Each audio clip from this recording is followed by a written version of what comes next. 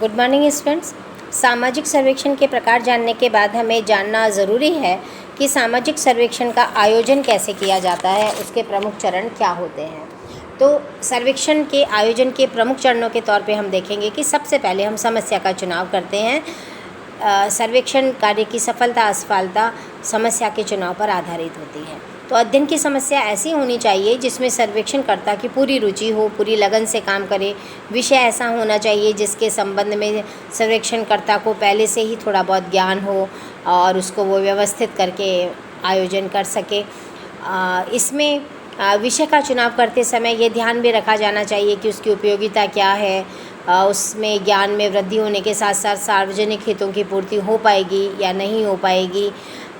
तो इस तरह जैसे बेकारी, अपराध, छात्रों में अनुशासनहीनता, दहेज, विधवा विवाह, मद्यपान, ये कुछ ऐसी समस्याएं हैं जिनको हम सर्वेक्षण के माध्यम से जानते हैं। दूसरी बात, सर्वेक्षण के उद्देश्य का निर्धारण करना आवश्यक है, क्योंकि जब हम सर्वेक्षण का उद्देश्य निर्धारित कर देते हैं तो सर्वेक्षण की एक दिशा तय हो जाती है कि किस दिशा में हमें कार्य करना है, कितना खर्चा आएगा, कितना समय लगेगा, सूचना के स्रोत कौन कौन से होंगे। ये सब बात सर्वेक्षण के उद्देश्य पर निर्भर होती है। उसके बाद हम अध्ययन क्षेत्र का निर्धारण करते हैं कि ये समस्या जिन क्षेत्रों में है उन क्षेत्रों को हम तय करते हैं, उन्हें परिभाषित करते हैं और वहाँ हम ये तय करते हैं कि हमारी तथ्यों के संकलन की इकाई क्या। इसके बाद हम प्रारंभिक तैयारियाँ करते हैं। हम देखते हैं कि विषय से संबंधित कोई साहित्य उपलब्ध है या नहीं जो कि इस विषय की और जानकारी आपको दे सके।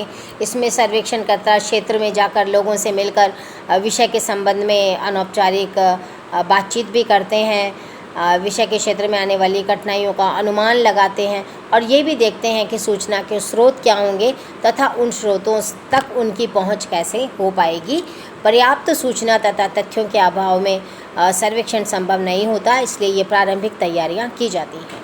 उसके बाद निदर्शन का चुनाव किया जाता है, क्योंकि निदर्शन के आकार का निर्धारण करना होता है। निदर्शन के आकार का मतलब ये है अध्ययन के लिए कितनी इकाइयों का चुनाव किया जाएगा जो पूरे समग्र का प्रतिनिधित्व करेंगी, जिनमें समग्र की सभी विशेषताएं हों।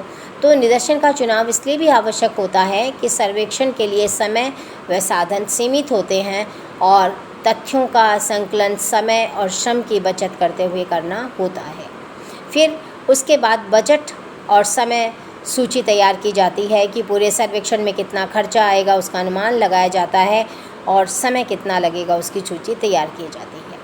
इसके अलावा अध्ययन पद्धति का चुनाव, किस अध्ययन पद्धति से हम चुनाव करेंगे और अध्ययन के लिए किन किन उपकरणों का प्रयोग करेंगे। जैसे डाटा कलेक्शन की जो विभिन्न विधियां हैं, प्रश्नावली, साक्षात्कार, वैयक्तिक अध्ययन, अनुसूची, प्रश्नावली, इनमें से कौन सी विधि हमारे समस्या के तथ्य संकलन के लिए उपयोगी रहेगी उसका हम चयन करते हैं, जिसके माध्यम से हम तथ्यों का संकलन कर लेते हैं। उसके बाद कार्यकर्ताओं का चुनाव किया जाता है और उनको प्रशिक्षण दिया जाता है कि किस तरह से उन्हें डाटा कलेक्ट करना है, किस तरह से उन्हें इकाइयों से संपर्क करना है और किस तरह वह पूरे धैर्य, लगन और दूरदर्शिता के साथ अपने कर्तव्यपरायणता के साथ डेटा कलेक्शन करेंगे। सर्वेक्षण का संगठन भी किया जाता है, क्योंकि सर्वेक्षण कार्य में लगे विभिन्न कार्यकर्ताओं को एक दल के रूप में संगठित किया जाता है। एक सर्वेक्षण समिति बनाई जाती है जैसे जो कि उनके कार्यों की देखभाल करती है। बहुत सारी उप समितियाँ बनाई जाती हैं, जैसे बजट उप समिति, निदर्शन उप समिति, कार्य उप समिति, यंत्र निर्माण उप समिति, प्रतिवेदन उप समिति, और ये सारी उप समितियाँ संगठित रूप से कार्य करके सर्वेक्षण करती हैं। इसके अलावा पूर्वगामी जो सर्वेक्षण हुए हैं और पूर्व परीक्षण जो हुए हैं उन सब के बारे में भी जानकारी ली जाती है, क्योंकि उसके आधार पर ही हम समस्या को जान सकते हैं और उसके आधार पर ही हम ये तय कर पाते हैं कि कौन से उपकरण, कौन सी प्रविधियाँ उपयोगी रहेंगी जिनके माध्यम से हम तथ्यों का संकलन कर पाएंगे। Thank you.